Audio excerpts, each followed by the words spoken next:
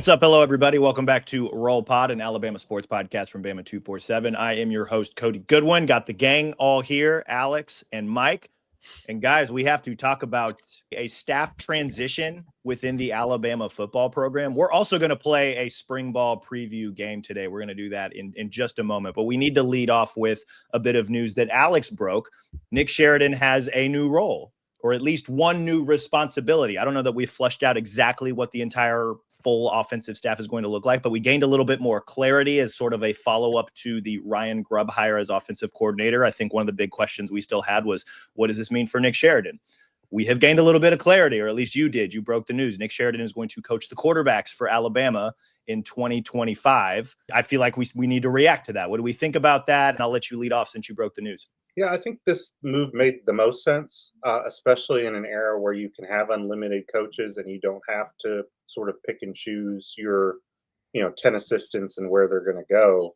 You get to keep the continuity, not just with Ty Simpson and with Austin Mack being their coach and offensive coordinator a year ago, but you also get to continue to build the relationship with Keelan Russell, who Sheridan was instrumental in getting him to Alabama, and they have a really good relationship. So you keep all those things in place and you don't lose anything. I fully expect that Ryan Grubb is going to be offensive coordinator and probably not coach a position.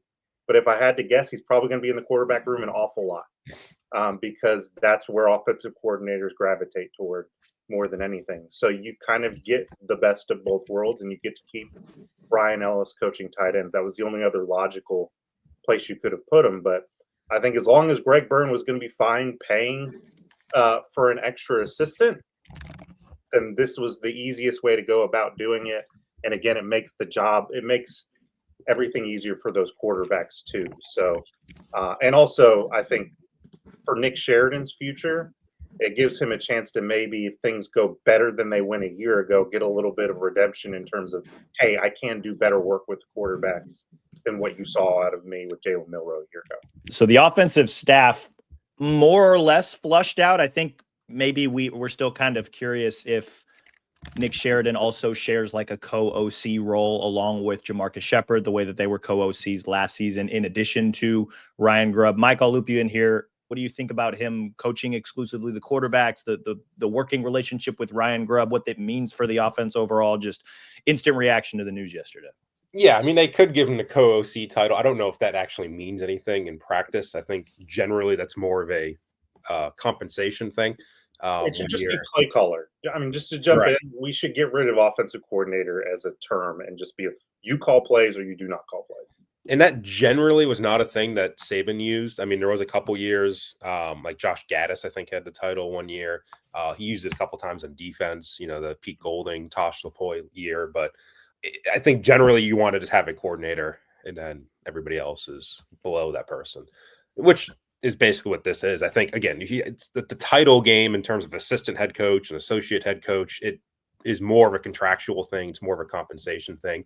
And it's still going to be interesting to see is there any change to Nick Sheridan's contract? Is he just simply being paid $1.5 million to be a quarterback's coach? Great gig if you can get it.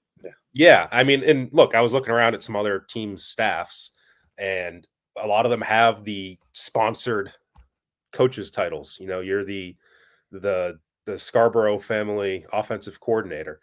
Alabama hasn't done that, but if you're looking for a little way to make a little extra money to make up for this, the extra cost it has on your coaching staff, maybe that's the way to do it. It can be the Cody Goodwin quarterbacks coach.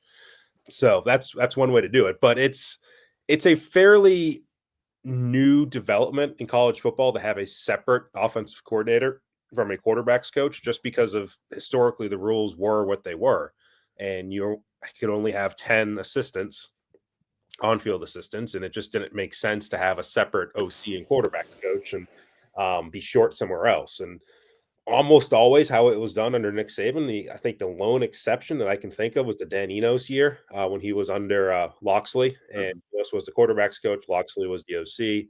Gaddis was the wide receivers coach and co-OC, which is similar to the current setup they have with Shepard. Worked out pretty well that year for Alabama. It was 2018. They were a very good offense. some drama at quarterback, obviously, but that was a little bit different. It's different now that you have the freedom to have more than 10 assistant coaches. That changes things. You can have a little bit more of an NFL type of setup where you have a coordinator and then a quarterback's coach, which is pretty common in the NFL. It's not exclusive. And then you have, an analyst, which in the NFL might be a quality control coach is usually the title. So you kind of have the different layers of it. And there's different ways you can look at it. I don't know if there's one right way of doing it, one wrong way. Like when I covered the Patriots, Bill Belichick was very much in the camp of having a smaller coaching staff.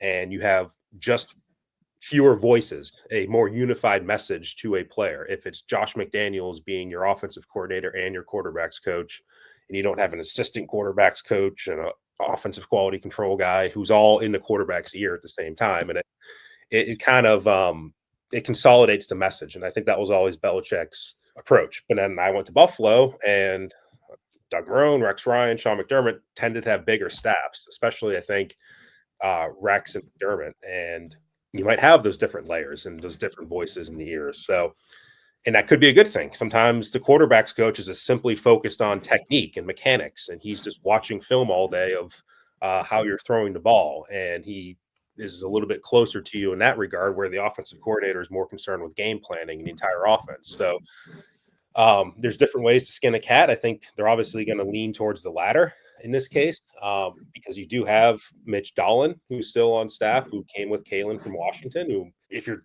looking a year or two down the road, and if Grubb's not here or Sheridan's not here, I mean, he, I think, would be the next guy up, just in terms of being part of the pipeline.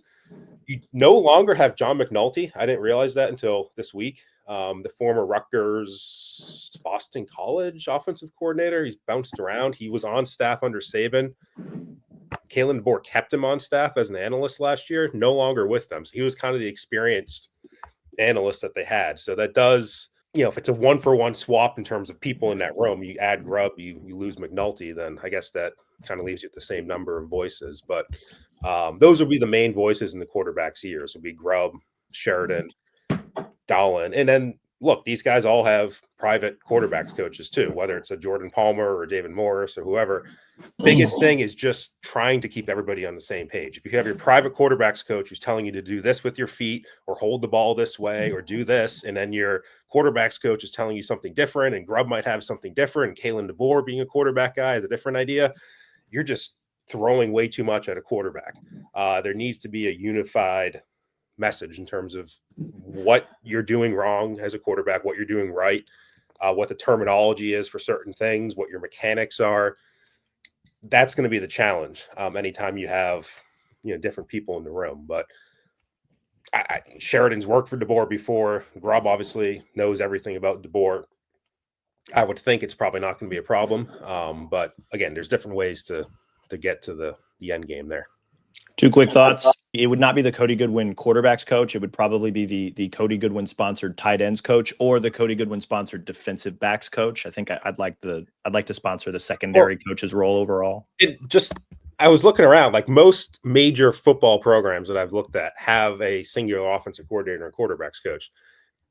Notre Dame does it differently. They have Denbrock, who is the offensive coordinator and tight ends coach. And then they have Gino Guidugli. I'm not even going to attempt that, even though I did, as quarterbacks coach and passing game coordinator, which I haven't seen that organized that way. A running game coordinator thing always just boggled my mind. It's as useless as co-OC. There's always an offensive coordinator, and then there's a co-OC. But if you're co, you should both be co. It's to me, it's all compensation related. Yes. It's a coach. It's a head coach saying, "I value what you do. This is my way of giving you a promotion, but I can't actually move you up on the staff." Now, I should actually correct that. Gino is the Bob and Leslie Moore family quarterbacks coach, and Mike Denbrock is the John and Bobby Arlotta family offensive coordinator. Just like we all call it Saban Field or Bryant-Denny Stadium, right?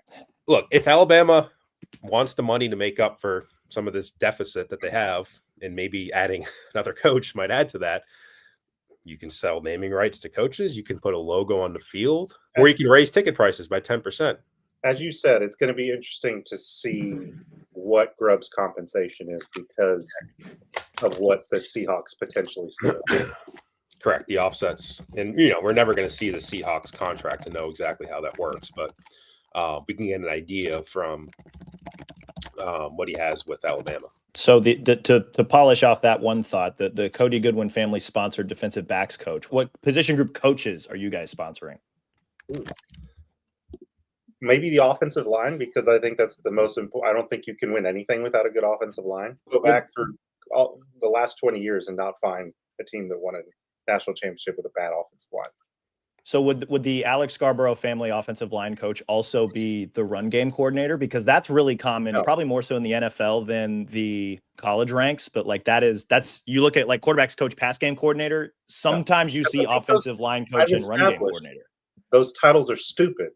And even if I believe they matter, I don't want my offensive coordinator going, "Oh my God, it's a run play. I have no input on this one." Right. Here you go, guy. Like, that doesn't happen. I don't think it means no input. It's just like, hey, like the offensive line coach is probably just taking the lead on this. What, I'm sure they all sit in a room multiple times a week to discuss what the best point of attack is, right? The Mike Rodak family, what? Sports information director. I have no comeback for that. That's pretty good. That's pretty good. Second thought, and Mike, you kind of alluded this too, and we'll wrap up the Nick Sheridan conversation here, but I was curious what we think this role transition could mean for the quarterback battle this spring. Because like you said, Mike, there is the potential that there's going to be a lot of different cooks in the kitchen here. We know DeBoer likes working with the quarterbacks. We know Grubb has a history of working with the quarterbacks as well as the offensive line. Also, Nick Sheridan did a really good job of recruiting Keelan Russell. We know Austin Mack was recruited heavily by Ryan Grubb, and then obviously Ty Simpson's the most experienced of the bunch. I wasn't sure, Alex, if you had any additional thoughts to what Mike said about the possibilities of what the coaching transition means, just having all these guys on staff will mean for the quarterback battle this spring. Yeah, I think it helps the guys who were there before. I still think that Grubb in a fresh set of eyes kind of throws a wrinkle in things for Ty Simpson, Austin Mack, but keeping Sheridan in that room is going to be really important for them. So I'm curious to see. I will shout out my own story, and one Tim Smith saying that Ty Simpson's his quarterback, and that's the leader of the team. So there's a little what do we call them now? Easter egg for you if you want to look at where the quarterback battle is headed. I think the continuity piece really does matter with the position. Another thing, I don't know that how it'll shake out, and it's kind of beside the point. Grubb has a really strong background with the offensive line, and if he's freed up to not have to be in the quarterback room all the time, I wonder how much that benefits Cap in the offensive line room, that he brings that perspective. He's known for being a passing guy, but offensive line dudes have a little bit of a different attitude, and I think that could shape the way we look at the offense, because Sheridan was a quarterback. That's how he grew up, what the position he's coached for the longest. So very curious to see how the freedom that Grubb will have if that impacts that room too. I don't think it's going to have much impact on the competition, just because the playbook doesn't change. It's the same offense. Sheridan's still there. And more importantly, Kalen DeBoer is still there. And at the end of the day, your decision on who starts at quarterback is Kalen DeBoer's decision. If it's not, then something's weird, because you're the head coach of the team. That's the starting quarterback. Like, if there's a decision you have to make, you're the person to make it. So that person's still there. Nothing's changed there. I mean, yes, there's different input you might get from Grubb and Sheridan and whatever, but at the end of the day, that's Kalen's call. I still remember Cooper Bateman starting a game at Alabama, and I'm pretty sure I know whose decision that was. Well, whose decision was it to get rid of him? Yeah. So I tend to think it doesn't affect much. And at the end of the day, the same thing I talked about last week, I think holds true. If Keelan Russell is ready, if he's what he is and what we think he is, then it doesn't matter if you have Nick Sheridan, Ryan Grubb, Bill O'Brien, Pete Golding coaching your offense. Like, you're going to put Keelan Russell on the field. That's just the reality of having a guy like that. Quarterback battle will be one of the many things that we're going to be keeping an eye on this spring, which is a great transition to the game that we're going to play today. This is the game that I wanted to play last week, but then the Ryan Grubb news dropped, so we pivoted and kicked it to today. We are going to do a spring ball player draft. We're basically going to draft and discuss the players that we're excited to see, intrigued by, curious to see this upcoming spring. Couple of rules: no quarterbacks. I know that there's 3 quarterbacks there. We could each take one, but because that position group is going to be the headliner this spring, I figured let's talk about a bunch of other players that are already on Alabama's roster. The other rules: we each are going to draft 4 players, 1 on offense, 1 on defense, 1 transfer, and then 1 freshman. So I scrambled up the names before the show began. We are going to go Alex, Mike, me for 4 straight rounds and discuss the players that we want to see this upcoming spring. So with that, Alex, you got the number 1 overall pick. I'm going to go, it's going to be a surprise pick maybe, but I'm just looking at offense first of all. It's the first thing I wrote down. I'm going to go ahead and fill it right now. I think Jalen Hale, as much as somebody's going to take Isaiah Horton in this as the transfer at receiver, I don't think we should discount right away what Jalen Hale can be in this offense and the speed he brings to that position if he's healthy, and what that can do with what they're capable of, because they moved the ball deep pretty well with Ryan Williams, but that was about it last year. So if you can bring another speed threat on the field as a third receiver, I think Jalen Hale, if he's healthy, could have the potential to have a pretty big impact. So I'll take Jalen. Jalen Hale played as a true freshman. Not a ton of production, but he was on the field quite a bit for a true freshman, even though he was behind Isaiah Bond, Jermaine Burton, some other guys. Kobe Prentice, I think, got a lot more run than he did. But when he was on the field, almost exclusively a deep threat, and he came through a few times, right? I think he only finished with like 5 catches, 100+ yards, and he had a nice, really nice touchdown reception against Ole Miss, helped Alabama ultimately win that game. Suffered I believe the word used was devastating knee injury last spring, which kept him on the shelf all of 2024. I do wonder, last spring, I spent a lot of last spring covering the NCAA men's basketball tournament, so you guys probably would know a little bit better than me. But the vibe I got, at least from a distance, was that the offensive staff felt pretty good about what Jalen Hale could bring to the offense. So I really like that pick at number 1, because I'm also very intrigued to see what he brings or what he can add. Mike, what do you think about Jalen Hale coming into this spring and what he could add to the offense? Just where does he play is the question to me, because are you taking Ryan Williams off the field? Are you taking Jeremy Bernard off the field? How many times are they going to have 4 wide receivers on the field? That's a fair question. That's why the Isaiah Horton of it all is important in this. You're taking one of those top 3 off the field to put Jalen Hale on the field. Obviously, spring practice, you're going to have all sorts of second team, third team. He's going to get all those reps. There's going to be buzz about him. And for that spring game, you're probably going to have the same thing because you have 2 teams on the field. Remember, so in terms of spring, maybe it intrigues me, but in terms of long term, where does he play would be my question. Remember that 2 years ago, the Washington offense that everyone in Alabama's administration fell in love with enough to pay whatever they had to pay to get it. Jeremy Bernard was the 4th receiver and had 34 catches, 400 something yards, and was a pretty big part of that offense as a 4th receiver. You're right that a 4th receiver is going to not have nearly as much impact as 6 or 7 other guys on offense will, but I think that's why I preface it with the Isaiah Horton angle is really interesting. I just went with literally the first thing on my page here is offense, right? So I was like, well, let's just go there, because I would just counter with, is your 4th receiver in terms of snaps Mr. Reliable? Because Cole Adams is a guy that I think they wanted to get on the field. Mm-hmm. He gives them a different dynamic than what you have in your other guys.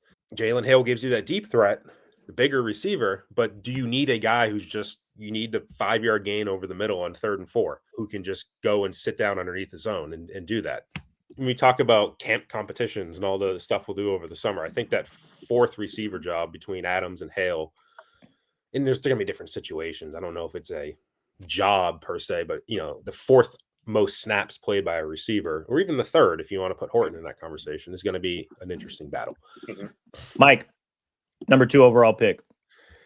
I'm going to go with a transfer to categorize this, and I'm going to go with Draylon Washington because Alex has sold me on the intrigue there. Draft Draylon Washington over Alex. I know he was probably going to pick him. This whole running back position is interesting to me because I just think you can do better than Jam Miller in what he's given them. And I think Jam's a solid player, but I think you can do better than that. And is Draylon Washington it intrigues me that they brought him in.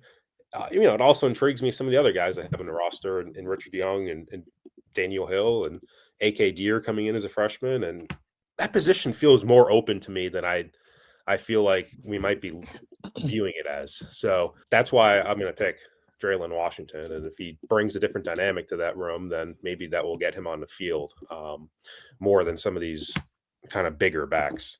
To pivot this back to Alex, I'm curious because I know this has been your guy since he transferred in.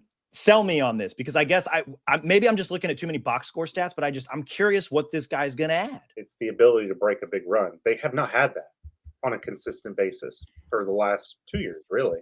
The big runs all came from Jalen Milroe, by and large. And Jam Miller, I to Mike's point, I very nearly picked Jam first because I think he's under a lot of pressure that if he wants to keep that starting job or be the feature back that gets 15 to 20 carries a game, he's got to show a lot more. And maybe some of it was on Milroe and the way the offense functioned, but he's in sort of a prove-it situation in my mind. But what I've seen of Draylen and what the numbers bear out is that he has shown that ability that when he hits a hole, he can go the distance. And they desperately need that in this offense, especially if what could happen with opening up the passing game, you get numbers out of the box. Those opportunities are going to be there. And I think if he can be a guy who can catch the football, and Mike's talked about this, we haven't really seen that a lot from him in his past at Louisiana, but if he can bring that part of it to the table, his athleticism, his explosive ability, I think he's one to watch for sure. I will also be intrigued to watch this guy because I guess it's one of those things that I got to see it. And if you sift through some of the box score stats, you can kind of find things here and there, right? Last year at Louisiana, he had a 12 carry, 91 yard, 1 touchdown game against Southern Miss. He had a 10 carry, 94 yard, 1 touchdown game against Texas State. His biggest one, I think, 8 carries, 123 yards, 2 touchdowns. So that's a little over 15 yards a carry against Arkansas State in early November. So I see some of that. I'm also kind of curious about obviously Richard Young, right? Like that's the drum I've been banging for quite a while. I don't know. I'm going to throw this out there. Do we not think he's got the home run hitting ability? I think he's got the capability to do that. He seems more of a bruiser to me. He seems like a guy who will wear you, and it's a valuable skill that I think could play a role in this offense. But he doesn't strike me as a guy who's going to break one tackle and go the distance. I haven't seen that from him yet. I suppose that's fair enough. I think the running back room, you make a good point, Mike, picking Draylen Washington, but also like eyes on the running back room in total, because I do think Jam has pressure on him. And we've discussed this before. If Jam is running back 1, or if he ends up being the best running back, what does that say about the rest of the room, right? It's one thing to be like, okay, this guy's got experience. We can rely on him to do some of the little things correctly. But also, like, if your other guys behind him don't develop into a dude that can do similar things, and we believe a lot of guys in that room have maybe better overall skill sets than Jam Miller, they're in trouble if Jam, I think, stays RB1. And that's not a shot at Jam. Like, he's been a good player. I think they just need great play from that room if they want to get where they want to go next year. Mm-hmm. I'm leaving open the possibility that maybe it was a function of what the offense was last year. And maybe that's what held him back a little bit. The elusiveness didn't really seem to be there. The vision part didn't really seem to be there. Really athletic. You like that part of it with Jam, but the complete package hasn't really shown itself yet. With the number 3 overall pick, the end of the first round, I'm also going to go with the transfer. I'm going to go with Nikhai Hill-Green. Transfer from Colorado. He was an all Big 12 performer. What really intrigues me, one, you've got a lot of depth in the interior linebacking position now because Deontay Lawson is coming back. Justin Jefferson is coming back. You added Nikhai Hill-Green from Colorado. What really intrigues me is that Lawson, who is the green dot, or was the green dot last year, will not be there in the spring, at least in full participation mode, right? Because he's still recovering from a lower body injury. So that's going to open up a lot of opportunity for, I think, Justin Jefferson to carry the green dot, but also for Nikhai Hill-Green to maybe you experiment with him at the green dot. Maybe you kind of, shuffle him and JJ around in the interior to see what works, what doesn't. Like that, I think the spring ball is big for Nikhai Hill-Green because it's going to allow that depth, I think, to become even better, right? I think there's a pretty high ceiling as long as Lawson and JJ both stay healthy. And if something were to happen to them, you have an all Big 12 performer coming in. in Nikai Hill-Green. So that's okay. That keeps the floor pretty high. I think the floor can become even higher, and this can be a really, really good position group if Nikai Hill-Green has a really strong spring. So I think there's a lot of versatility that they have with this group just because of the experience, what these guys can do, what we've seen from all three of them, really. I know we haven't watched Hill-Green up close a lot, but all Big 12 performer, pretty good. Helped that Colorado defense become nothing to at least something, right? That late in the season, they were still in contention for the college football playoff because they were still in contention for the Big 12 championship. So I'm really intrigued to see what he brings to the table. I'm excited to kind of see what this guy has to offer because he's going to have a lot more opportunity than maybe we previously thought. Yeah, I'm a little wary of the missed tackles that he had a year ago. I want to say he was in double digits for that. Which was not really a problem for Alabama's defense if you look at the numbers. But his ability to create tackles for loss, I think he had 10 tackles for loss or 11. I looked it up. Deontay and Justin Jefferson each had 6.5. So if you can get a guy who can get into the backfield and disrupt, I think that'd be really big. And you don't bring a guy in with that kind of experience and sit him on the bench. So especially with the Deontay loss and injury aspect, I think he's one guy who, when I was looking at what transfer I was going to pick, I think he was pretty high on that list. 22 total missed tackles, according to Pro Football Focus, which is not great. So you need to shore that up a little bit. You wonder if the linebacker coaches will help him out with that. Is that Chuck Morrell and then probably a little bit more of Kane Womack as well. So you help shore that up a little bit. Man, this guy, I think he can play, right? Because you look at the rest of his stats, right? He finished with 82 tackles last year, 11.5 tackles for loss. He had 2 sacks. He's able to cover a little bit, finish with 2 interceptions, handful of pass breakups. Like, this guy has the skill set to be a complete linebacker. We'll see about the speed of the thing and understanding the defense and just doing the job week in and week out at the SEC level as opposed to the Big 12 level. I think that's something that we need to monitor going into the fall. But Mike, this guy strikes me as just a real, like a floor raiser at this position because of the experience and overall talent that he brings to the room. Right. It's just a question of when Lawson's healthy, who's he bumping out? Right. Jefferson or Nikai Hill-Green? And how much does that third guy play? Like we talked about, we saw a decent amount of Justin Jefferson this past year as a third guy, but who's the starter next to Lawson when Lawson's back and healthy, whenever that is? So that's the main question to me. Alex, you're back up. Round 2, number 4th pick. Who are you picking? So I'm going to go with the transfer too. And we kind of talked about the linebacker situation and what happens with losing the versatility of Jahad Campbell. What if they don't have to have the versatility of Jahad Campbell? What if Kelby Collins is the guy they need rushing the passer and you no longer have to move your inside linebacker to create that? I think Kelby, you talk to his former teammates at Florida and they think the world of him, but you also wonder, why did they put him at inside linebacker a year ago if he was such a good pass rusher? He obviously wants to get back to that. He's got the athleticism and the frame that says he should be able to succeed. And as I've said on, I think, every podcast we've ever done, Alabama needs a pass rush. They desperately need somebody other than LT Overton who can get to the quarterback. So if Kelby can provide that, that is a huge deal for this defense. And it does make it so you have to do less if you're Kane Womack, because that was the position he was in. He had to manufacture pass rush. That meant blitzing, and that meant moving Jahad Campbell to play some bandit or whatever he was playing necessarily on those third down positions where he was rushing the passer. If Kelby can do that, he no longer has to. So he's the guy to me. If I'm putting my transfer on the board, I think I wanted to go Cam Dewberry, but I think Kelby has the potential to have a lot of impact. Kelby Collins is interesting because he was very productive as a true freshman at Florida, just as almost an exclusive pass rusher. Played about 274 snaps. This is per PFF. 20 total pressures, 3 sacks. Not a guy that really missed tackles. That freshman year, to your point, Alex, he played a lot on the outside, right? He played over the tackles on the outside, was generally kind of an outside pass rusher. In the few games that he played this past season as a sophomore, Florida bumped him more inside. And he's only 6'3", about 280. So I question what the coaches exactly were thinking there. I wonder if Kelby will reveal that to us whenever we get to talk to him. If we get to talk to him this spring, we'll see. But this is a guy that looks like he can be fairly productive on the outside, whether it's in that bandit role, just more of a traditional defensive end role, or do they do what they did with Jamarian Latham and maybe kick him out to Wolf a little bit there? Do they play him at both, maybe at times, depending on what kind of skill set he brings? I'm curious to see how he fits in overall. Mike, what do you think about the Kelby Collins addition and just maybe where he fits in the defense? It always gives me pause when a guy doesn't play at a comparable level school. Like Florida is in the SEC.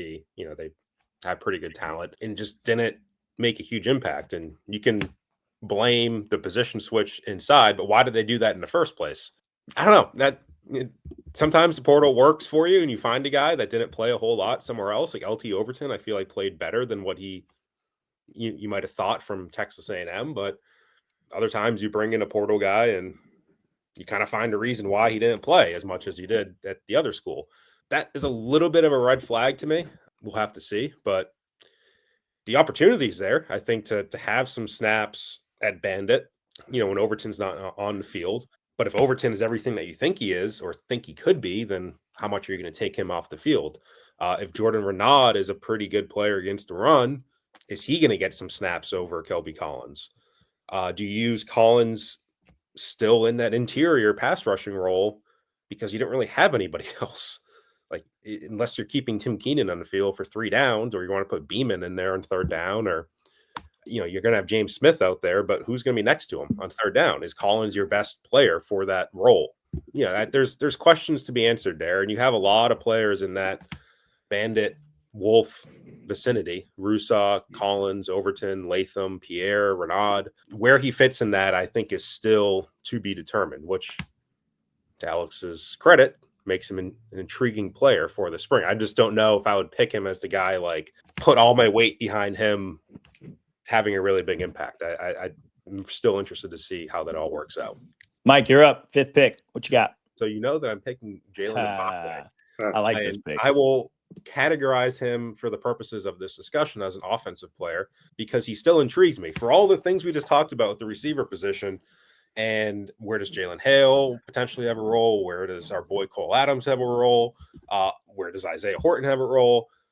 Where does Jalen Mbakwe have a role? If he truly views himself as a receiver, if the staff is giving him a legitimate opportunity to be a receiver, which I think they were trying to do in the bowl game, where's his path to playing time at that position? It's going to be tough. If he goes back to being a corner because there's not a path to playing time at receiver, where's his path to playing time at corner? Because you still have the same 3 players ahead of you in terms of Damani Jackson, Xavier Brown, Deshaun Jones, who could be your Husky. And then you have Cameron Calhoun entering that room as well. And you have the freshman and Dijon Lee, who's a pretty damn good player himself, and Chuck McDonald, who's had a huge bump in the rankings as well. So where does Jalen Mbakwe fit into this whole thing? Like, I think clearly they like him. Clearly they went to pretty good lengths to keep him here when he put on Instagram that he was leaving this program. And then you have to reel all that back in like a 20-foot fishing line. And how much longer does that last? If he's not getting what he wants in the spring at receiver, if he's not getting it, what he potentially wants at corner in the spring or the fall, like, how much longer is he here? I just don't know where he's going to play. And is he better than Jeremy Bernard or Ryan Williams? I don't think so. Is he better than Isaiah Horton? Is he better than Damani Jackson? Is he better than Xavier Brown? You go down that list, and the answer is probably no. So where does that leave him? And how much patience does he have when he's, quite frankly, already shown a little bit of impatience when it comes to the portal? So, gun to your head, what side of the ball do you think he plays on next year? Play being the operative word, I'm not sure either. If you're talking about lining up in pregame warmups, where is he with? I would lean towards receiver because I feel like there's still some opportunities during the week for playing time there. We'll have to see where Bubba Hampton is in his recovery from his injury, but you don't have a ton of bodies at receiver. You know, you have some really good names at the top, but if you can get some 2nd or 3rd team reps during the practice week, that's probably a little bit easier than trying to get second or third team reps when you have a lot of good corners on this roster. So that would be my guess. I think that's kind of what the bowl game indicated, but we'll have to see. Alex, gun to your head, what side of the ball is he on next year? Can I say special teams? I could see him as a really valuable special teams player. To Mike's point, I don't know where the snaps come from on offense or defense, unless he just emerges as a really big time playmaker at receiver. It's a logjam at the top. I don't know where it happens. I know there's the belief in his athleticism, but you're basically if you're sending him to receiver, he's a freshman again, all over again. And he's going to have to learn the way you want to play him to play receiver. He did not play receiver in high school. He played quarterback. So your development learning curve is going to be substantial. And not only does that impact this year, you just, again, to Mike's point, what is his level of patience when it comes to that? If you've already been eyeing the portal and wanting to leave, he's a very curious prospect because you can see a bright future for him. I just don't know how far down the road it actually is. The case for receiver is that DeBoer has said, one, the transition that they made in the process of preparing for the bowl game, which was 12, 15 practices or something like that. Mbakwe spent the entirety of that on the offense. The case against that is that he played a grand total of 6 offensive snaps, ran 1 route, and Milroe threw high in the 1 target that he got. So it's like, okay, then you look at the rest of the receiver room. It has only gotten more crowded, even though there were a lot of transfer portal departures, right? You look at the top 3 at receiver. I'm not sure anybody's going to push back on. It's going to start with Jeremy, Ryan Williams, and Isaiah Horton. But then you've also got Rico Scott. You've also got, we've talked about Jalen Hale. You've also got, again, we've talked about Cole Adams. Oh, by the way, they brought in Lotsier Brooks, a guy that I know everybody in the building is very excited about, as well as Derek Meadows, who I think finished as a top 100 guy, 6'5", 200 pounds, kind of the Caleb Odom, I guess, replacement, if you want to think about just size, stature, and what he may ultimately bring to the room. A lot of untapped potential there, I think, is kind of the calling card when it comes to Meadows. So where does Mbakwe fit in the receiver hierarchy? Like at the end of spring, is he number 4? Has he overtaken everybody because he's super talented? DeBoer likes the fact that they trust him with the ball in his hands, even though I think he was removed from special teams because he almost fumbled a punt return, right? But he was still playing there for majority of the season, or at least had a role in that part of the game. On the flip side, defensively, yes, both starting corners are coming back. I wonder if the receiver thing doesn't work out, does Mbakwe make a pivot back to defense and try to play at Husky? Because you think of Husky effectively a slot corner role, but also just the way that they use the Husky position. That's a guy that will occasionally help out in run defense. That's a guy that they will occasionally send on a blitz to the quarterback, depending on what the alignment is like. So you get to utilize your coverage skills. He has never been a guy that's been afraid of physicality. And it's an opportunity to continue to develop, I think, overall as a defensive back, so that when the outside roles do open up more, maybe perhaps he could pivot back. Now, the counter to that is you've got Dijon Lee, you've got Cam Calhoun, you've got Chuck McDonald also waiting there at cornerback. So does he become a slot guy indefinitely? We've seen Alabama produce slot defenders at a pretty high clip when Saban was here, right? Look at the way Brian Branch has kind of taken over Detroit's defense in the NFL, right? Terrion Arnold started a little bit in that slot star role. Malachi Moore started in that slot role, right? So Terrion had a really good rookie campaign with Detroit. Malachi is probably going to get drafted here in this spring. So it's not the worst place in the world to be, even though I think he would probably prefer to be on the outside. So if I had a gun to my head, I'd like to think that he will pivot back to defense, just because I think, and this is, again, kind of siloing him into that Husky position. I don't even know if that's something he wants to do, but I wonder if he maybe views the opportunity there and tries to go take it, because it's probably better odds he starts there or plays more there than he would at receiver. I don't know. I'm going to put a period there. Otherwise I could probably keep rolling. It's fascinating. It really is, because he's a guy who clearly wants to play on the offensive side of the ball, but I think there's a reason Nick Saban talked him into playing DB. Saban's got a pretty good track record of scouting that position.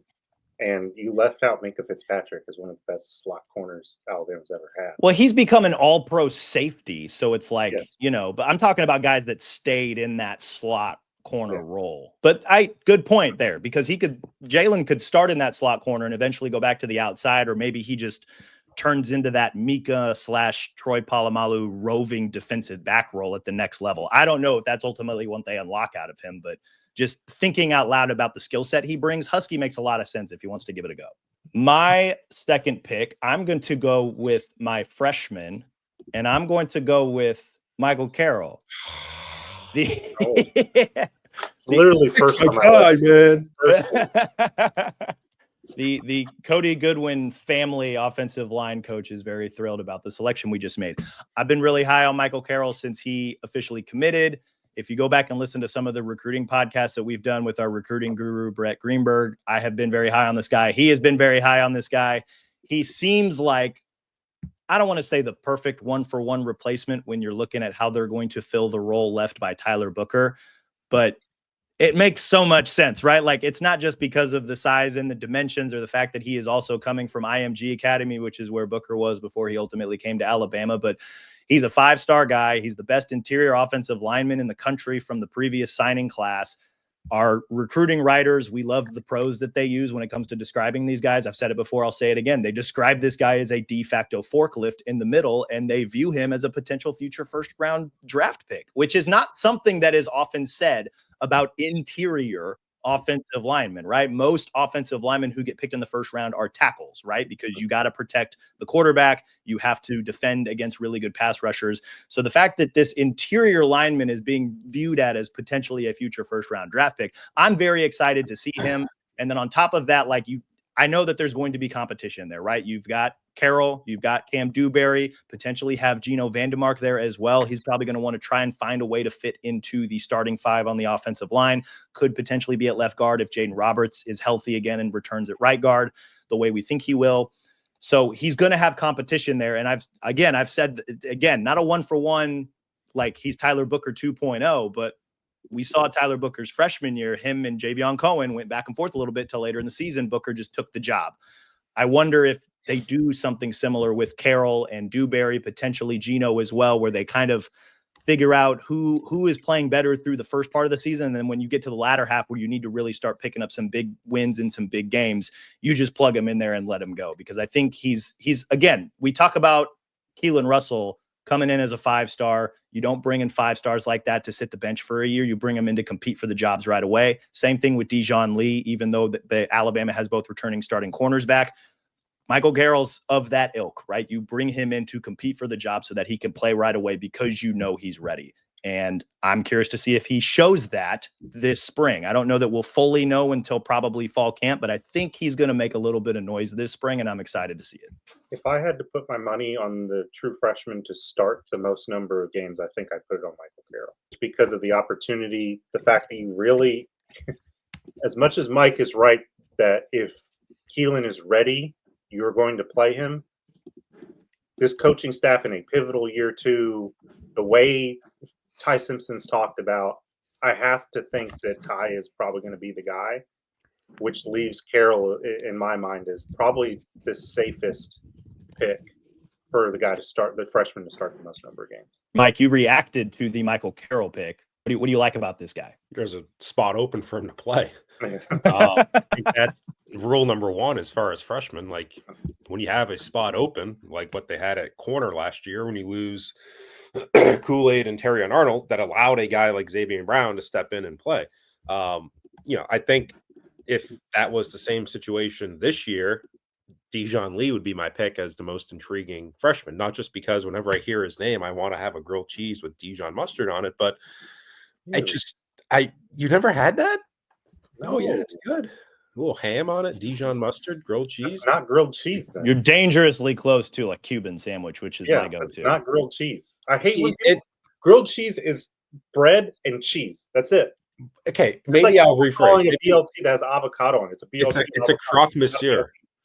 You ever been to Paris and had a croque monsieur? Very good. Yeah. Dijon Lee, and by the way, his Instagram profile name is Mustard Lettuce. I feel like that would be my pick, but it's all about where's the spot open for a freshman to play. And I think Michael Carroll has that biggest opportunity ahead of him because of Tyler Booker's departure and kind of that open spot at left guard. So that's why he would have been my pick if you did not pick him. We are into the 3rd round now. Alex, who's your pick? I'm going to keep it on the freshman side. And Cody's talked about the Husky position. Brett Greenberg has talked about this guy a lot too. Ivan Taylor, I think, has the chance to play early. He's more of a high safety than I think he is a Husky, but he has those skills. He's physical. He breaks on the ball really well. And the thing I love about him most is he's the son of an NFL player. He knows the work that has to go into this, to the point that when I went and visited with Courtney Morgan a few months ago, whatever it was, he told me that Ivan's mom reached out to him to make sure that the weight room would be open on Christmas Day because he wanted to go get a workout in. Like, that's who this kid is. Been on campus 2 weeks. Christmas Day, I'm going to go get a lift in. He was, I think, the last piece of the puzzle in this 25 class for a reason, because he has the versatility, because he can play. And I think he's got an opportunity in the secondary. While there are a lot of bodies out there, I think he's got the chance to find a role somewhere, whether that's a backup high safety or whether that's potentially making a move and being the guy who can play that slot corner position. I really like what his immediate potential is. Ivan Taylor, top 50 overall prospect from the 2025 class. He was Colin Hitchler's final gift, I suppose, to the Alabama recruiting class, the Alabama program. Hitchler, by the way, former DB's coach at Alabama, has since been hired as the defensive coordinator for James Madison, for those who care. But Ivan Taylor, again, 4-star guy, top 50 guy, listed at 6 foot, 175 pounds. So I think you want to see him probably bulk up a little bit, especially if you're going to play safety for Alabama. But like you mentioned, Alex, son of 2-time Super Bowl champion Ike Taylor, he understands, he's got that pedigree. So like you mentioned, he understands kind of what it takes to compete at the highest levels. I like that pick. I like this guy just as a player and as a prospect. Mike, how do you feel about Ivan Taylor potentially either playing some snaps here in safety, because we know that the defensive coaching staff likes to cycle through players, but also perhaps as an entrant into that Husky position? Right. I think Husky's the path that you'd have to probably look more towards if he's going to get on the field as a freshman, because that is pretty wide open. And I feel like, Deshaun Jones is probably the favorite right now, but Red Morgan's back. Right. We have Red Morgan. If you have a freshman that you feel like is better than both of them, then hell, play them. So that's probably where I would see Taylor having a better path. Yeah, no, I agree. Like, sons of former NFL players, Caleb Downs, Justice Haynes. If you want to talk just professional athletes, Dallas Turner's dad was a guy who played pro ball. And I talked to Mason Taylor. Yeah. He was his position coach in high school, and I still remember talking to him about the work ethic being different for those guys.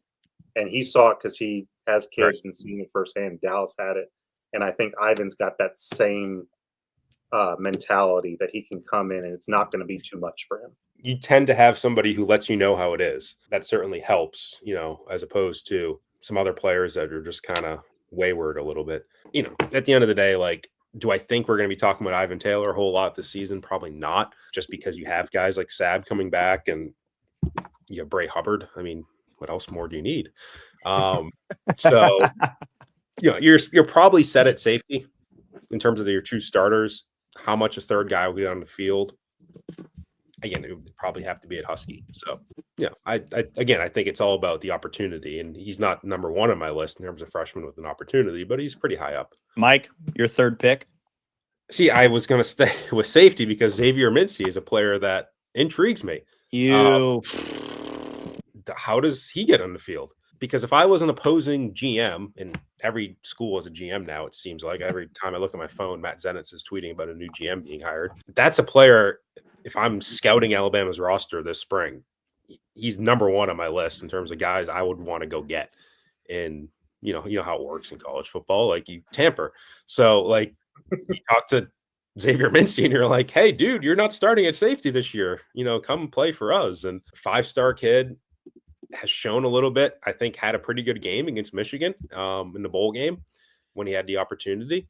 And again, the same question we were just talking about with Ivan Taylor applies to him. Where does he play if you have two safeties and Hubbard? And we're assuming that Hubbard stays in the starting role. I mean, feels safe, but I don't know if it's guaranteed. And we're assuming Keon Sabb's back and healthy and doing everything that he looked like at the beginning of last season. But if that's true, then where does Ivan Taylor fit? Where does Xavier Mincy fit too? I don't know if Mincy's as natural of a fit in the slot playing Husky. He's bigger, he's taller, like he feels more safety-ish to me than trying to be quick and shifty, against a slot receiver, if that is in fact is your role in the Husky position. But he can play closer to the line of scrimmage as a safety as well. So maybe there's some overlap there, but it just intrigues me because I would be a little bit afraid of losing him. I think you probably have to sell him on the opportunity. If Sab goes into the draft after this coming season, then there's a starting job open for you. But you're probably trying to sell Ivan Taylor and the same thing too. I don't know. It just where he plays, how much he plays. I think he's a guy I remember Kane Womack talking about before the bowl game who was really high on, thinking he could have a bigger role. And just where exactly that is still a question to me. I like this pick a lot. He was going to be my pick if you didn't take him. He's right there. Mine too. He's right there. And just look, the pivot from corner to safety, right? Because he was one of those 5-star defensive backs that came in with last year's recruiting class. I think that the log jam at corner, in addition to his natural body size, right? Like he's like 6'3", 200, made a lot more sense to go play safety. He played well against Michigan. Now, the caveat there is that Michigan's pass offense was quite literally the second worst pass offense in Power 4 football last season. So whatever, but like he looked the part while he was there. I think he finished 7 tackles, had a nice pass breakup early in the game. So like he looked comfortable out there, which is what mostly I was looking for. He looked competent. He looked like he knew what he was doing. And I wonder if this is a guy who Keon Sabb and Bray Hubbard are both coming back. I do wonder, and I want to shout out to somebody on our board who brought this up as a possibility. A little bit of a spicy take here, but Zay Mincy, if he continues an upward trajectory, his overall talent, does he overtake potentially Bray or Keon Sabb to play more, potentially start during the back half of the season? Just because when you're a 5-star guy, there's some freaky stuff about you because we're trusting our talent evaluators at 24/7. There are things that you can just do naturally that maybe just some other guys who are not considered 5 stars can do, right? You can always develop into that, but just betting on the overall talent, you wonder if Zay has some of that. And as he grows more comfortable with playing the safety role, could he potentially overtake Bray Hubbard? Could he potentially overtake Keon Sabb? Could we see that as early as this spring if he gets more comfortable with that position? I don't know. That last part may seem like a little bit of a long shot just because it's spring ball and they're really not playing, but I do wonder if that is that part of the selling point? Like, look, man, you developed a heck of a lot over these 15 practices. If you keep going that way, you're not just going to see a lot more playing time. Like you could potentially be starting in the second half of the season when Alabama's playing some pretty big, meaningful SEC games. I don't get why people are down on Keon Sabb. I'm not saying you. I'm just saying our board sometimes. Like, Keon Sabb sucks. Like, what? If a guy doesn't play, it's like he's dead. Right. Like he had an injury. Relax. But it was happening even before he got hurt last season. Like, I should bench him. Keon Sabb's a very important player on this team this year. I think it signals something to me that when they had their little powwow yesterday with their NIL thing, it was 3 players they picked to talk. It was Parker Brailsford, it was Deontay Lawson, and it was Keon Sabb. And I think Keon Sabb has a chance to be a team captain. Yep. I think if he had stayed healthy last season, was probably on the way to being a day 2 NFL pick. Probably is a day 2 NFL pick if he stays healthy and has a decent year this year. I don't get the hate. I was doing the Mike Rodak move. I can't because my phone is my camera. I would play when he broke up that pass against Tennessee on one freaking leg, right? And say you cannot take that guy off the field. You can't. Right. You listen to him. I think NFL teams are going to be impressed. There's a maturity about him. There's a lot of things that I would not cast aside as quickly as some people want to. On the Zay Mincy thing, I did talk to Malachi Moore down at the Senior Bowl about him specifically. I'll read what he said. I think that was more of his natural position playing safety because when he moved to safety, he looked like he was just having more fun, playing more free. And that's the kind of player I see him as. He's 6'2", 6'3", and he has good length to go out there and roam the field. I like Zay Mincy's potential an awful lot. And Mike's right. I'd be a little bit worried about people calling up whoever the heck his agent is and saying, you want to play right now instead of next year? And I think the other off-the-wall thought, because I say this about every defensive back spot, is do you try him at Husky just to get him on the field? To your point, and this is not even informed speculation, it's just pure speculation. Doesn't Bray Hubbard make a lot of sense at Husky? And the way that Kane runs his defense, that second safety spot sometimes is interchangeable with Husky, because if you had like Tennessee, whoever side the slot guy was on, that safety was just going down. So you had three safeties, and then the guy would just go down into the slot. So if it was Hubbard's side, he would go down. If it was, I think it was King Mack, whoever the hell played in that game at Husky, would go down on that side. So there's a little bit of interchangeability there, I would say. Yeah. And I don't hate that idea, because Bray strikes me a little bit more as a box safety, whereas Keon, I think you want him in coverage just because of his fluidity and speed in the open field. So, yes, I could see Bray making the pivot to Husky. It could be one of those things, and I'm curious what Kane and perhaps even Mo Linguist would say about this, but when it comes to your DBs, and maybe more specifically Husky and your two safeties, is it just a matter of getting the three best guys on the field and figuring it out, right? And if those three guys can all play all three positions, like how much freedom does that give you as a defensive play caller, as a defensive position coach? Because that's when you have three guys who can all do basically this, not the same thing, but they can play all three positions. Like I feel like that opens up so many fun things as a defensive playing caller for Kane. Or what are your matchups? And do you want a guy who's more coverage in that position, or do you think you're going to go against the run a lot? I'm thinking South Carolina and Lenore Selge. Do you need a bigger body who can take down a quarterback in space? And if you have multiple options, it's good. Yeah, I think the Husky position is getting more talk on this podcast than probably the last year. And I think it's with very good reason, because I said it before, Devontae Smith was not a bad Husky. He was okay. He did not bring a lot in terms of production and making big plays. He wasn't a liability. He didn't make very many big plays. And I think that's a spot where you look at and say, if they can create some growth there, that will really help the defense. Agreed. My third pick, I'm pivoting to offense. The Cody Goodwin family sponsored tight ends coach is going to make the selection of Josh Cuevas.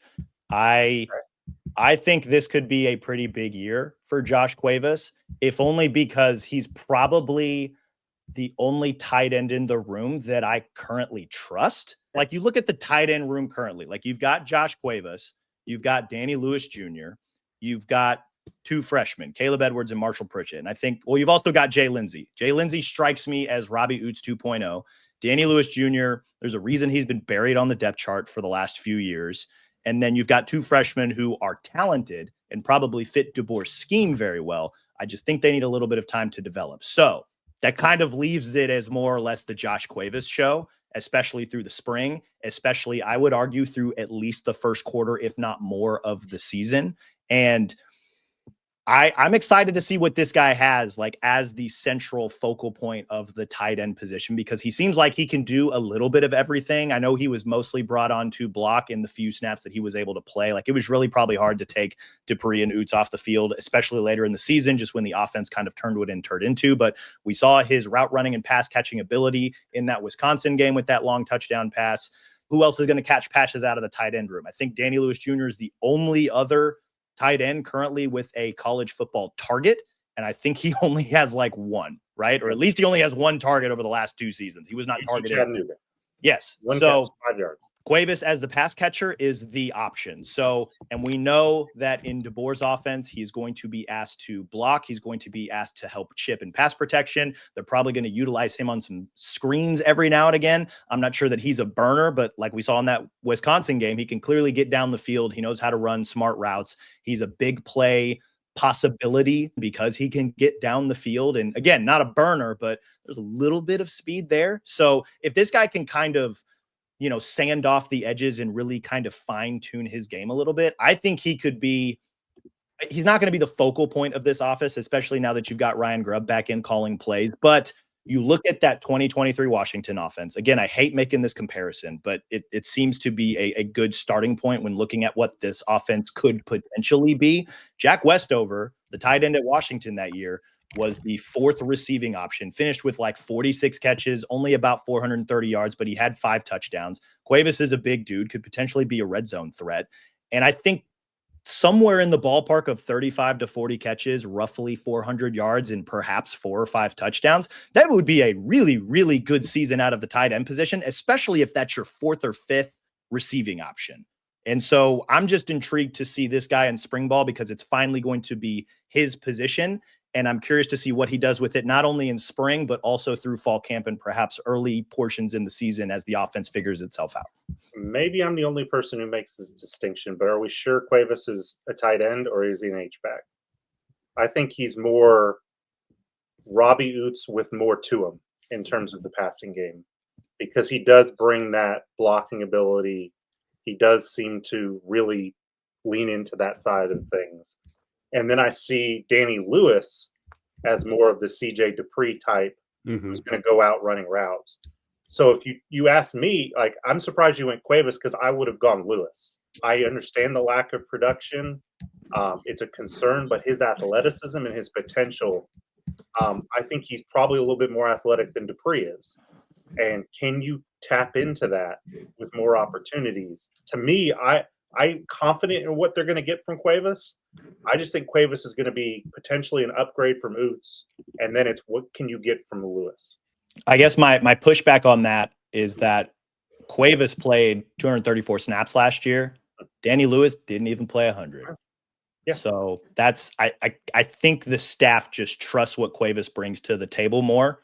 And like I said, if he can kind of sand off and fine tune his game to, become a little bit more dangerous in the passing game, which clearly the staff trusts him to go out and run routes, but also like maybe lean into his blocking a little bit more, like just kind of move the sliders on your game everywhere, like 3, 4, 5, 6 notches. Like, I don't know. I think he could be the ideal tight end that they're looking for in an offense like this, who can do a little bit of everything, especially, what receivers are they going to take off the field? If this the best version of this offense probably includes 3 receivers, a running back, a tight end, your quarterback, your 5 offensive linemen, like Cuevas is going to be the guy at the top of that tight end rotation who I don't know that they can take off the field unless they want to do 4 receivers. So that's why I'm intrigued by him. Like how much can he elevate his game to perhaps be that one central tight end for an offense like this? I agree with all of that. I do think with 3 receivers on the field, you're more likely going to see Cuevas than Lewis. But I do think Lewis is a wild card, in my opinion, because he could be a guy who can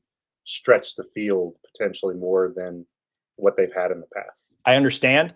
I got to see it. I got to see it. And we just haven't seen that from Danny Lewis the last couple seasons. Do you know what we have seen from Danny Lewis? For those who are listening, Mike was pantomiming the dance that he was doing while getting recruited by LSU and Brian Kelly. So if you haven't seen that video, you should go see it. If you have seen it, well, I hope you're giggling. If you haven't seen it, then you're not a real fan. Damn, that's tough. We have reached the 4th round of our spring ball player draft. Alex, you're up. As a reminder, you have picked an offensive player, a transfer, and a freshman. So this pick has to be defense. Who you got? James Smith. No doubt in my mind. Seems like an easy pick. No doubt in my mind, he's going to be right there with Tim Keenan. What I want to hear is that he's just obliterating people this spring. I want to hear that he's eating Michael Carroll's lunch because I think he's got the potential to take the next step in his development as he was a 3rd guy at that interior defensive line and played an awful lot. They trusted him. He brings something in terms of the pass rush. And I think he's got the potential to take the next step forward. And quite frankly, I think they need him to. I've talked about on this podcast that they have not been, all due respect to Tim Keenan, he's very valuable. They'd be up Schitt's Creek without him. Great in the run, but he's not that disruptive in terms of getting into the backfield. They have not had that in terms of an interior pass rusher since, God, I don't know, Quinnen Williams. If you can get a little bit out of that from James Smith, I think that really helps this defense a lot. It's not a question, again, of how much he plays. I think he's going to play a ton. I just think I'm just curious if he can take the next step in his development. James Smith finished with just 20 tackles last season, but also had 3.5 tackles for loss, had a sack. The stat I like pointing out when it comes to James Smith is he had 11 total pressures last year, which was the same as Tim Smith had last year. So they both finished with 11 pressures. This is per PFF. James Smith played about 150 fewer snaps to get the same production. So you would think a guy like that, as talented as he is, the more he plays, the more he'll produce. And I'm also curious, Mike, I'll loop you in here. What do you think about James Smith? Just what do you feel like he can bring to the defense in the pass rush? I just don't feel like the first couple of weeks of the season we're going to be talking about James Smith. Maybe we are, but it leads me to this question: who's the best player on the defense? Because last year I think you would have said Jahad Campbell. Mm-hmm. Is LT Overton the best player in this defense? Is it Damani Jackson? Is it Tim Keenan? Is it Lawson if he's healthy? That's a really good question. Yeah, I think it's Overton. I think, again, you've got to convert pressure to sacks. If he does that, I think he's got a chance to be an All-American. But I think Lawson is probably the one if he's healthy. And if I think they kind of expand his portfolio a little bit, I think he's got the chance to be that guy. There are a lot of candidates, whereas last year it was Jahad Campbell. We knew that point blank period. And I think James Smith is a candidate. It's just, I don't know, like it's a gotta see it thing, right? Where the hell was James Smith like the Oklahoma game when Jackson Arnold was running around, and where was the disruption in that game? Where was the disruption in the Michigan game? I mean, I need to see it.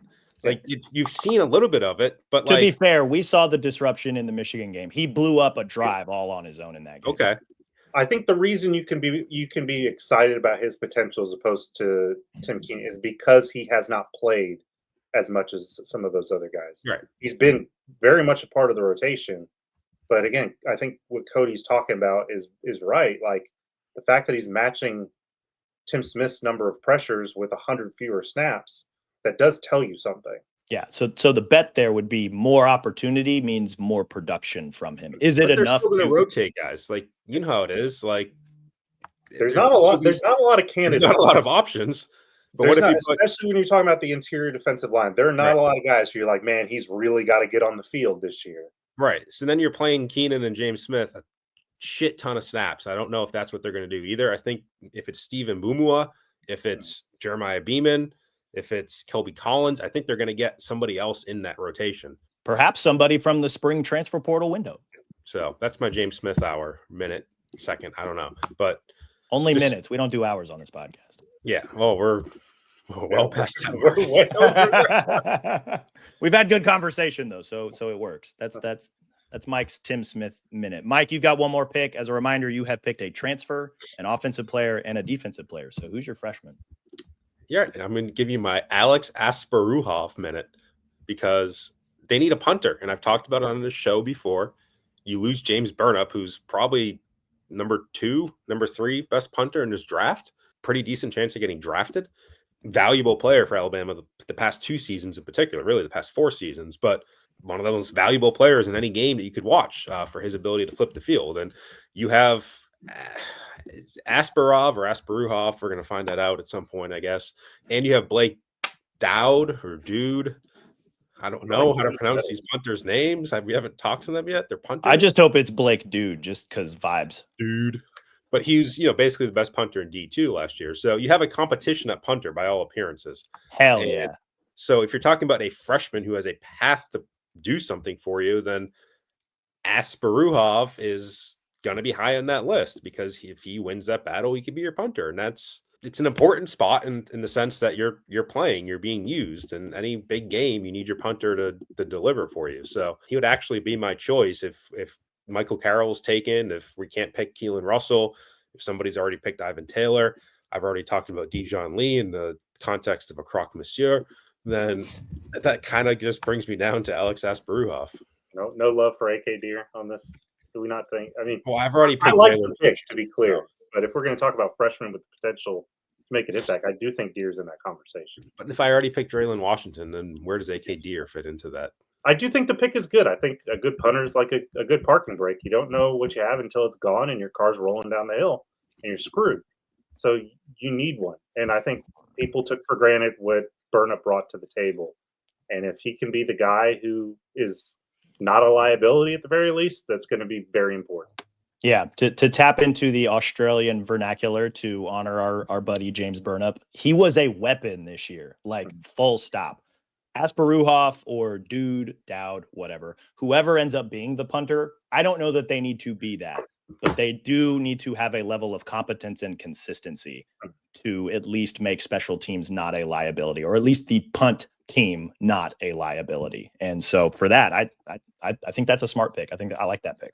My final pick, as a reminder, I picked a transfer, a freshman, and an offensive player. So my defensive pick, I'm going Quay Russaw, man. I am curious to see how he continues to develop at Wolf. I am curious to see, because I think this is a guy that they can use in different areas on the defense. I'm not sure that he is like the Jahad Campbell 2.0, but I think he's athletic enough that they can just do some stuff with him, whether that's turn him into that eraser, whether it is to just, hey man, you're A+ at rushing the passer, or if he develops into that, just stick him out there on the edge and let him go do the thing. But we've seen that athleticism with, I think it was that interception against, who was it, Mercer, where, okay, it's Mercer, but like even then, like the fact that he was able to stop on a dime, turn, stop, and go pick the ball off, or picked off the tip pass right there in the middle of the defense, like that's some freaky stuff. He was, I believe, part of the 247 Sports Freaks list for his recruiting class.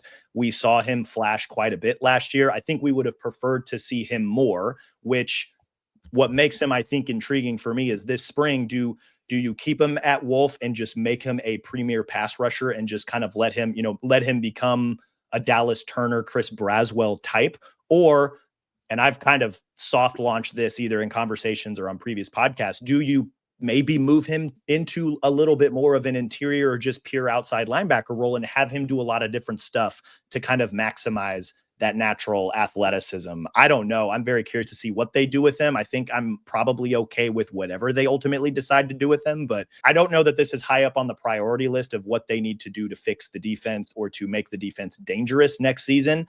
But he proved himself to be a good player. I'm very curious to see how they, one, continue to develop him into a great player, and two, where do they use him within the defense? Because I think this is a guy who's not quite queen on the chessboard in the way Jahad Campbell was, but he's got a lot of talent and ability that they could potentially use him as a queen on the chessboard light if they want to. I'm very curious to see what they do with Quay Russaw. You got to love when a freshman, even though he was a redshirt freshman last year, sees an opportunity and just freaking takes it. And that's exactly what he did at that position. We spent a lot of time wondering, what are they going to do at Wolf? What are they going to do at Wolf? And Quay said, let me have that. And with the exception of being injured, played really well and played a lot.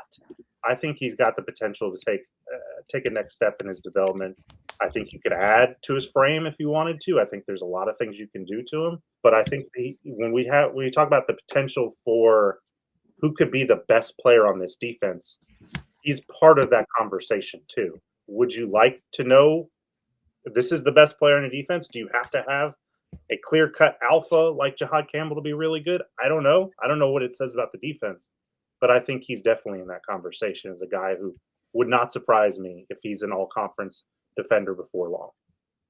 I agree with that. Mike, any final thoughts on Quay Russaw before we wrap up here? I do not have any final thoughts on Quay Russaw. I do have Blake Dowd. I want to refer to him as Blake Dude, though, just for the vibes. Dowd. That's your official pronunciation guide from the Colorado School of Mines, which produces a very impressive game notes for a D2 school. They also have a pretty good wrestling program as well. Shout out. They even list which uniform combinations they had for each game and whether they won or lost a coin toss. Wait, I like that a lot. That's, man, shout out to those SIDs. Hell yeah. The Mike Rodak family sports information director at the Colorado School of Mines. Shout out. Engineering schools don't fuck around. That should be your podcast title. To recap our spring ball player draft, Alex, you had Jalen Hale, Kelby Collins, Ivan Taylor, James Smith. Mike, you had Draylon Washington, Jalen Mbakwe, Zane Mincy, and Alex Asparov. I had Nakai Hill-Green, Michael Carroll, Josh Cuevas, and Quay Russaw. This is a fun show, guys. Spring ball is going to be here before we know it. We're going to spend this month doing a lot of shows similar to this to kind of preview Alabama ahead of spring ball, just the things that we're intrigued to see, the players that we're going to spend a lot of time talking about, coaching, moves, transitions, things of that nature, and what it all means. It's going to be a lot of fun. The offseason, there is no offseason when it comes to college football, at least nowadays. So it'll be fun. Mike, you got something to say before I do the whole sign off? Which FBS school started spring practice today? I know Air Force. Good job. Air There Force. is no off season. It's football season. Shout out Falcons. We will be back later this week for this show. I'm going to see if I can do some sort of Iron Bowl on basketball show later this week, because Saturday's game between Alabama and Auburn is a game between the top two basketball programs in the country. Depending on which poll you use, Alabama and Auburn are both number 1 and number 2. That should be kind of fun. Game day is going to be in the building, so we're going to do some sort of basketball-centric podcast. I don't know if it's going to be with these guys, or I'm going to see if we can get some sort of Auburn writer on the show to discuss that game, those two teams, those two programs. But then the three of us, or some combination of the three of us, will be back next week to do more spring ball preview stuff. So be on the lookout for that. In the meantime, though, be sure to rate and review this show wherever you listen to your podcast. I would consider it a personal favor if you guys were to rate this show 5 stars and leave a fun comment, whether it's on Apple, Stitcher, Spotify, even our Bama 247 YouTube page. If we like the comment and you're nice to us, I will read it aloud on the show for you guys. So again, I would consider it a personal favor if you rated us 5 stars and left us a good review. Subscribe to Bama 247 and 24/7 Sports. You can get all of our great coverage of the Crimson Tide. We are going to be rolling out spring ball positional previews over the next few weeks. We're going to put probably all of them behind the paywall, and I would like for you guys to be able to read our expert opinion and analysis on the Alabama 2025 roster ahead of spring practices. So you need a sub to do that. I put a link to it in the show notes. As always, we appreciate you guys for listening. We will talk to you all again soon.